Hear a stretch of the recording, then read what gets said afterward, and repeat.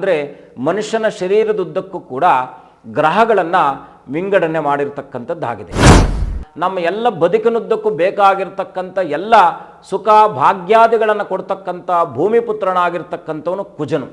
ಹಾಗಾಗಿ ನಿಮ್ಮ ಬದುಕಿಗೆ ಏನೆಲ್ಲ ಬೇಕೋ ಅದೆಲ್ಲವನ್ನು ತಂದುಕೊಡ್ತಕ್ಕಂಥ ಶಕ್ತಿ ಯಾರಿಗಾದ್ರಿದ್ರೆ ಅದು ಕುಜನಿಗೆ ಮಾತ್ರ.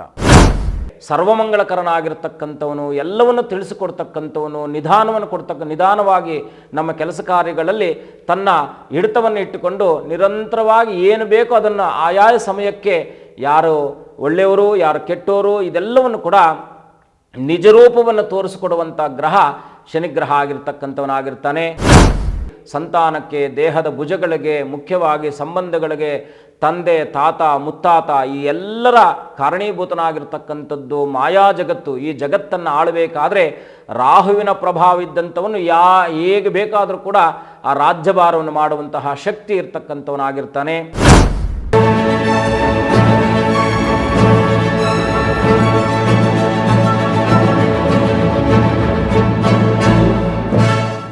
ಗುರುಭ್ಯಶ್ಚ ಗ್ರಹೇಭ್ಯಶ್ಚ ಮಯಾ ಬದ್ಧೋಯಮಂಜಲಿ ಪ್ರಸನ್ನ ಮನಸಸ್ತೇಮೆ ಸತ್ಯಾಂ ಕುರುವಂತು ಭಾರತಿ. ಮುಖ್ಯವಾಗಿ ನಮ್ಮ ಬದುಕಿನಲ್ಲಿ ಯಾವೆಲ್ಲ ಇಂದಿನ ಜನ್ಮದ ಮೂಟೆಯನ್ನು ಬೆನ್ನ ಮೇಲೆ ಇಟ್ಕೊಂಡು ನಾವು ಈ ಜನ್ಮವನ್ನು ಪಡೆದಿರ್ತೀವಿ, ಈ ಜನ್ಮಕ್ಕೆ ಪೂರಕವಾಗಿರ್ತಕ್ಕಂಥ ಪೂರ್ವಜನ್ಮದ ಪಾಪ ಪುಣ್ಯಾದಿಗಳ ಫಲಯುಕ್ತವಾಗಿ ಬಂದಿರತಕ್ಕಂಥದ್ದೇ ಈ ದೇಹ. ಈ ದೇಹಕ್ಕೆ ಪ್ರಧಾನವಾಗಿರ್ತಕ್ಕಂಥ 9 ಗ್ರಹಗಳ ಹಿಡಿತದಲ್ಲಿ ನಮ್ಮ ದೇಹ ಇರ್ತಕ್ಕಂಥದ್ದು. ತೋಳಿಗೊಬ್ಬ ಗ್ರಹಕಾರಕನು, ತಲೆಗೊಬ್ಬ ಕಾರಕನು, ಮುಖಕ್ಕೊಬ್ಬ ಕಾರಕನು, ಹೃದಯಕ್ಕೊಬ್ಬ ಕಾರಕನು, ಹೊಟ್ಟೆ ಭಾಗಕ್ಕೊಬ್ಬ ಕಾರಕನು, ಗುಹ್ಯ ಭಾಗಕ್ಕೊಬ್ಬ ಕಾರಕನು, ಪಾದಗಳಿಗೊಬ್ಬ ಕಾರಕನು, ತೋಳ್ ಬಲಕ್ಕೆ ಒಬ್ಬ ಕಾರಕನು. ಹೀಗೆ 9 ಗ್ರಹಗಳನ್ನು ಕಾಲಪುರುಷನ ಅಂದರೆ ಮನುಷ್ಯನ ಶರೀರದುದ್ದಕ್ಕೂ ಕೂಡ ಗ್ರಹಗಳನ್ನು ವಿಂಗಡಣೆ ಮಾಡಿರ್ತಕ್ಕಂಥದ್ದಾಗಿದೆ. ಹಾಗಾಗಿ ಆ ಗ್ರಹಗಳು ಸೂಕ್ಷ್ಮ ಮತ್ತು ಅತಿಸೂಕ್ಷ್ಮವಾಗಿ ಮನುಷ್ಯನ ಮೇಲೆ ದಶಾಕಾಲದ ಅನುಸಂಧಾನಕ್ಕೆ ಅನುಸಾರವಾಗಿ ಫಲಗಳನ್ನು ಕೊಡ್ತಾ ಇರ್ತಕ್ಕಂಥದ್ದಾಗಿರುತ್ತೆ. ಹಾಗಿದ್ದಾಗ ಏನು ಗ್ರಹಚಾರ ಅಂತಕ್ಕಂಥದ್ದೇನು? ಈ ಗ್ರಹಚಾರದಲ್ಲಿ ಯಾವೆಲ್ಲ ಪೀಡೆಗಳು ಬಾಧೆಗಳು ನಮ್ಮನ್ನು ಬಾಧಿಸುತ್ತೆ ಅಂತಕ್ಕಂಥದ್ದೇ ಇವತ್ತಿನ ನಮ್ಮ ವಿಷಯ. ಹಾಗಿದ್ದಾಗ ಆತ್ಮಕಾರಕನಾಗಿರ್ತಕ್ಕಂಥ ರವಿಯ ಸಮಸ್ಯೆಗಳೇನಾದರೂ ಬಂದಾಗ ಶರೀರದ ರೋಗಗಳಿಗೆ ಮೂಲ ಕಾರಕನಾಗಿರ್ತಕ್ಕಂಥವನೇ ಆ ರವಿ. ಆರೋಗ್ಯ ಪ್ರದಾತನೂ ಅವನೇ. ಆರೋಗ್ಯವನ್ನು ಕೆಡುವ ಹಾಗೆ ಮಾಡ್ತಕ್ಕಂಥ ಮೊದಲನೇ ಗ್ರಹ ಯಾವುದಾದ್ರೂ ಇದ್ದರೆ ಅದು ಸೂರ್ಯನು. ಹಾಗಾಗಿ ಸೂರ್ಯನ ಪ್ರಭಾವ ಯಾರ ಜಾತಕದಲ್ಲಿ ಅತಿ ಉತ್ಕೃಷ್ಟವಾಗಿರುತ್ತೋ, ಅತಿ ಶುಭಪ್ರದವಾಗಿರುತ್ತೋ ಅಂತಹವರು ಈ ಜಗತ್ತನ್ನು ಆಳುವಂಥ ವ್ಯಕ್ತಿಗಳಾಗಿರ್ತಾರೆ. ಹಾಗಾಗಿ ಜಪಾ ಕುಸುಮ ಸಂಕಾಶಂ ಕಾಶ್ಯಪೇಯಂ ಮಹಾದ್ವಿತಿಂ ತಮೋರಿಂ ಸರ್ವಪಾಪಾಗ್ನಂ ಪ್ರಣತೋಸ್ಮಿ ದಿವಾಕರ ಅಂತೇಳಿ. ಆ ದಿವಾಕರನಾಗಿರ್ತಕ್ಕಂಥವನೇನಪ್ಪ ಅಂದರೆ ಮುಖ್ಯವಾಗಿ ನಮ್ಮ ಆರೋಗ್ಯಕ್ಕೆ, ಕಣ್ಣಿಗೆ, ಹೃದಯಕ್ಕೆ ಈ ಎಲ್ಲ ಪ್ರಕ್ರಿಯೆಗಳನ್ನು ಸಕ್ರಿಯವಾಗಿ ನಡೆಸುವಂತಹ ಆ ಒಂದು ಗ್ರಹ ಸೂರ್ಯಗ್ರಹ. ಹೇಗೆ ಅರಳಿದ ಹೂವು ತನ್ನ ಒಂದು ಸೌಂದರ್ಯವನ್ನು ಹೆಚ್ಚಿಸುತ್ತೋ ಹಾಗೆ ಬದುಕಿನುದ್ದಕ್ಕೂ ಕೂಡ ಸೂರ್ಯನ ಪ್ರಭಾವ ಇದ್ದರೆ ಆ ಮನುಷ್ಯನ ವ್ಯಕ್ತಿತ್ವ ಹೆಚ್ಚಿಸ್ತಕ್ಕಂಥ ಕೆಲಸವನ್ನು ಮಾಡುತ್ತೆ.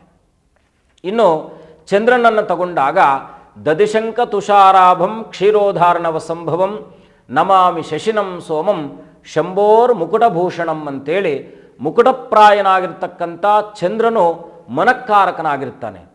ಹಾಗೆ ಮನಸ್ಸೆಂಬ ಭಾವನೆಗಳ ಯುಕ್ತವಾಗಿ ನಾವು ಎಲ್ಲ ಸಂಬಂಧಗಳಲ್ಲೂ ಕೂಡ ಭಾವನಾತ್ಮಕವಾದ ವಿಚಾರಾದಿಗಳನ್ನು, ಮಾತೃಸ್ವರೂಪವನ್ನು, ಮಾತೃತ್ವವನ್ನು ಬೆಳೆಸ್ತಕ್ಕಂಥ ಗ್ರಹ ಯಾವುದಾದ್ರೂ ಇದ್ದರೆ ಅದು ಚಂದ್ರ.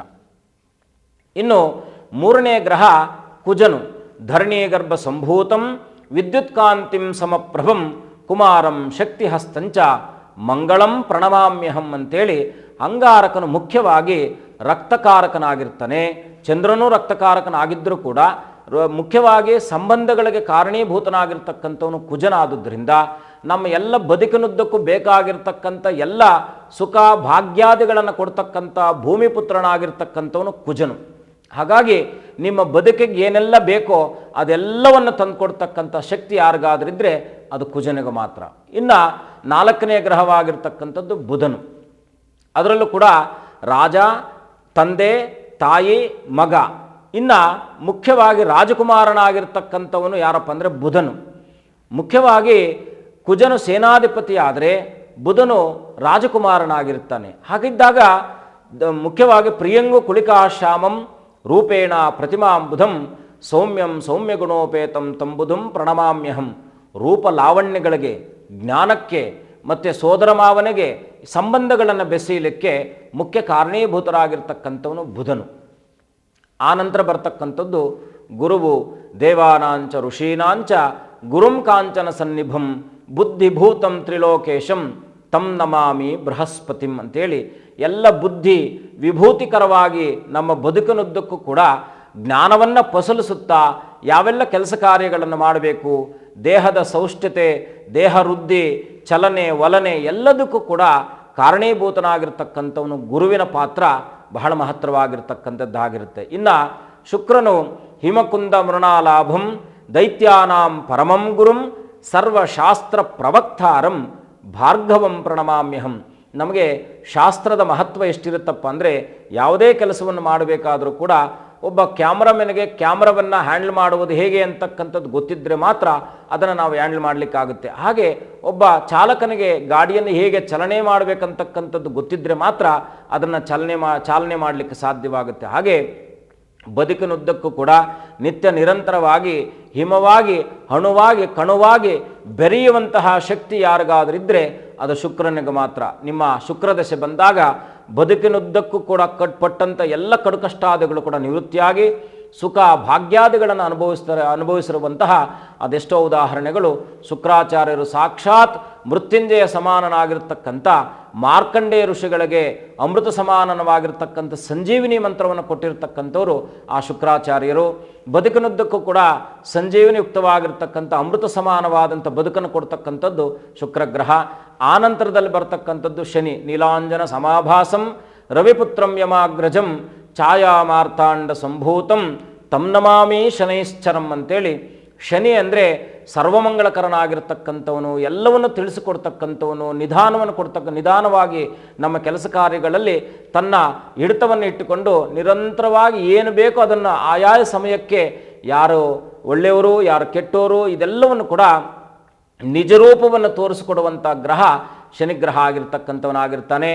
ಆನಂತರ ಬರ್ತಕ್ಕಂಥದ್ದು ಅರ್ಧಕಾಯಂ ಮಹಾವೀರ್ಯಂ ಚಂದ್ರಾದಿತ್ಯ ವಿಮರ್ಧನಂ ಸಿಂಹಿಕಾ ಗರ್ಭಸಂಭೂತಂ ತಂ ರಾಹುಂ ಪ್ರಣಮಾಮ್ಯಹಂ ಅಂತೇಳಿ ಸಂತಾನಕ್ಕೆ ಬಹಳ ವಿಶೇಷವಾಗಿ ಸಂತಾನಕ್ಕೆ ದೇಹದ ಭುಜಗಳಿಗೆ ಮುಖ್ಯವಾಗಿ ಸಂಬಂಧಗಳಿಗೆ ತಂದೆ ತಾತ ಮುತ್ತಾತ ಈ ಎಲ್ಲರ ಕಾರಣೀಭೂತನಾಗಿರ್ತಕ್ಕಂಥದ್ದು ಮಾಯಾ ಜಗತ್ತು. ಈ ಜಗತ್ತನ್ನು ಆಳಬೇಕಾದ್ರೆ ರಾಹುವಿನ ಪ್ರಭಾವ ಇದ್ದಂಥವನು ಹೇಗೆ ಬೇಕಾದರೂ ಕೂಡ ಆ ರಾಜ್ಯಭಾರವನ್ನು ಮಾಡುವಂತಹ ಶಕ್ತಿ ಇರ್ತಕ್ಕಂಥವನಾಗಿರ್ತಾನೆ. ಉಳಿದಂಥವನು ಕೊನೆಯದಾಗಿ ಕೇತು ಬರ್ತಕ್ಕಂಥದ್ದು ಫಲಾಶ ಪುಷ್ಪ ಸಂಕಾಶಂ ತಾರಕ ಗ್ರಹಮಸ್ತಕಂ ರೌದ್ರಂ ರೌದ್ರಾತ್ಮಕಂ ಘೋರಂ ತಂ ಕೇತುಂ ಪ್ರಣಮಾಮ್ಯಹಂ ಅಂಥೇಳಿ ನಿತ್ಯ ನಿರಂತರ ಬದುಕಿನಲ್ಲಿ ಜ್ಞಾನ ಇಲ್ಲದೆ ಇದ್ದಂಥವನು ಏನನ್ನೂ ಸಾಧನೆ ಮಾಡಲಿಕ್ಕೆ ಸಾಧ್ಯ ಇಲ್ಲ. ಮೋಕ್ಷಪ್ರದಾತನು ಜ್ಞಾನಕಾರಕನಾಗಿರ್ತಕ್ಕಂಥ ಗ್ರಹ ನವಗ್ರಹಗಳಲ್ಲಿ ಅತ್ಯಂತ ಪ್ರಭಾವಿತವಾಗಿರ್ತಕ್ಕಂಥ ಗ್ರಹ ಯಾವುದಾದ್ರಿದ್ರೆ ಅದು ಕೇತುಗ್ರಹ. ಅಂತಹ ಕೇತುಗ್ರಹ ಜ್ಞಾನವನ್ನು ಕೊಟ್ಟು ತಾಯಿಯ ಸಂಬಂಧಗಳನ್ನು ವೃದ್ಧಿಸುವ ಹಾಗೆ ಮಾಡ್ತಕ್ಕಂಥವನು ಕೂಡ ಕೇತುಗ್ರಹ. ಯಾವೆಲ್ಲ ಕೆಲಸ ಕಾರ್ಯಗಳು ಮನುಷ್ಯನ ಬದುಕಿನುದ್ದಕ್ಕೂ ಕೂಡ ಬೇಕಾಗಿರ್ತಕ್ಕಂಥದ್ದು ಒಳ್ಳೆಯದು ಕೆಟ್ಟದ್ದು ಇದೆರಡನ್ನೂ ಕೂಡ ನಿತ್ಯ ನಿರಂತರವಾಗಿ ನಿಜರೂಪವನ್ನು ತೋರ್ತಕ್ಕಂಥ ಗ್ರಹ ಯಾವುದಾದ್ರಿದ್ರೆ ಅದು ಕೇತುಗ್ರಹ. ಹಾಗಾಗಿ ಈ 9 ಗ್ರಹಗಳ ಪ್ರಭಾವದಿಂದ ನಮ್ಮ ಬದುಕಿನುದ್ದಕ್ಕೂ ಕೂಡ ಇವರ ಹಿಡಿತದಲ್ಲೇ ನಮ್ಮ ಬದುಕು ಸಾಗ್ತಾ ಇರತಕ್ಕಂಥದ್ದಾಗಿರುತ್ತೆ. ಹಾಗಾಗಿ ಎಲ್ಲರ ಬದುಕಿನಲ್ಲೂ ಕೂಡ ನವಗ್ರಹಗಳ ಪ್ರಭಾವದಿಂದ ಪ್ರತಿನಿತ್ಯವೂ ಕೂಡ ನಮಸ್ಸೂರ್ಯಾಯ ಚಂದ್ರಾಯ ಮಂಗಳಾಯ ಬುಧಾಯ ಚ ಗುರು ಶುಕ್ರ ಶನಿಭ್ಯಶ್ಚ ರಾಹುವೇ ಕೇತುವೇ ನಮಃ ಅಂತಕ್ಕಂಥ ಮಂತ್ರದ ಉಚ್ಚಾರವನ್ನು ಮಾಡೋದ್ರಿಂದ ಖಂಡಿತ ನಿಮ್ಮ ಬದುಕಿನಲ್ಲಿ ಅದಾವೆಲ್ಲ ದೋಷಾದಿಗಳಿದ್ದರೂ ಕೂಡ ಪರಿಹಾರ ಆಗಿ ಸುಖ ಸನ್ಮಂಗಳಾದಿಗಳನ್ನು ಸಮೃದ್ಧಿಯಿಂದ ಬದುಕುವಂತಹ ಅವಕಾಶವನ್ನು ಕಲಿಯುಗದಲ್ಲಿ ನಾಮಮಾತ್ರ ಜಪದಿಂದ ಸಂತುಷ್ಟರಾಗ್ತಕ್ಕಂಥ ಎಲ್ಲ ದೇವಾನುದೇವತೆಗಳು ಕೂಡ ದೈವಾಧೀನಂ ಜಗತ್ಸರ್ವಂ ಮಂತ್ರಾಧೀನಂತು ದೈವತ ಅಂತೇಳಿ ಎಲ್ಲ ಆ ದೇವತೆಗಳ ಅಧೀನದಲ್ಲಿದ್ದಂಥದ್ದು ಆದಿಯಾಗಿಯೂ ಆ ದೇವತೆಗಳು ಕೂಡ ಮಂತ್ರದ ಅಧೀನದಲ್ಲಿದ್ದಾದಾಗಿಯೂ ನಮ್ಮೆಲ್ಲರ ಬದುಕು ಕೂಡ ಈ ಕಡು ಕಷ್ಟಗಳಿಂದ ನಿವೃತ್ತಿ ಆಗಬೇಕಾದರೆ ಗ್ರಹಗಳ ಪ್ರಾರ್ಥನೆ ಅತ್ಯಂತ ಶುಭಪ್ರದವಾದದ್ದು. ಶುಭಂ ಭೂಯಾತ್. ಲೋಕ ಸಮಸ್ತ ಸುಖಿನೋ ಭವಂತು.